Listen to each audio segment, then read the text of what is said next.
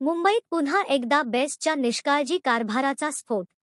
कांदिवलीत आज पहाटे बेस्टच्या 705 क्रमांकाच्या बसला अचानक आग लागली.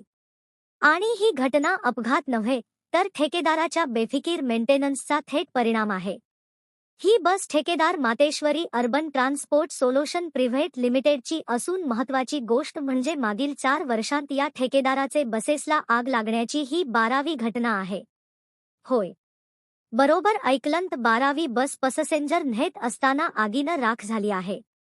आज सकाळी 6:05 साईधाम बस स्टॉप, कांदिवली पूर्व येथे बेस्ट बस क्रमांक 8017 मध्ये अचानक धूर येऊ लागला.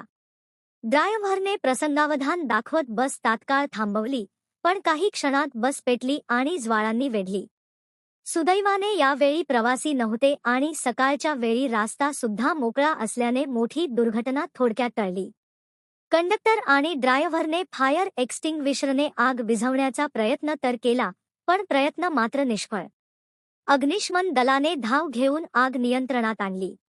पण सर्वात धक्कादायक गोष्ट म्हणजे च्या करारात कडक नियम असतानाही मातेश्वरी ठेकेदारावर आजवर कोणतीही कारवाई का नाही. सूत्रे सांगतात, ठेकेदाराचे राजकीय दबाव, अंतर्गत साठगाठ आणि बेस्ट अधिकाऱ्यासोबत सुरू असलेले आर्थिक व्यवहारमुळे या ठेकेदाराविरुद्धची कारवाई जाणीवपूर्वक थांबवली जाते. दररोज लाखो मुंबईकर बेस्ट बसमध्ये प्रवास करतात, पण या निकृष्ट बस सेवेने सामान्य मराठी प्रवाशाचा जीव अक्षरशः धोक्यात आला आहे. नियतमितपणे बसेस जळते आहे, पण जबाबदारी मात्र कुणी घेत नाही. 12 दुर्घटना झाल्यानंतरही कंत्राटदार सुरक्षित आणि मुंबईकर मात्र जोखमीवर. बेस्ट व्यवस्थापनाचा मौन नेमकं कोणासाठी?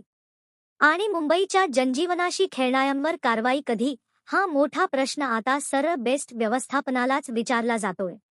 इतके प्रसंग होऊन सध्या बेस्ट व्यवस्थापन, परिवहन विभाग आणि महाराष्ट्र शासनाने जनतेच्या सुरक्षितेविषयी गांभीर्य नाही.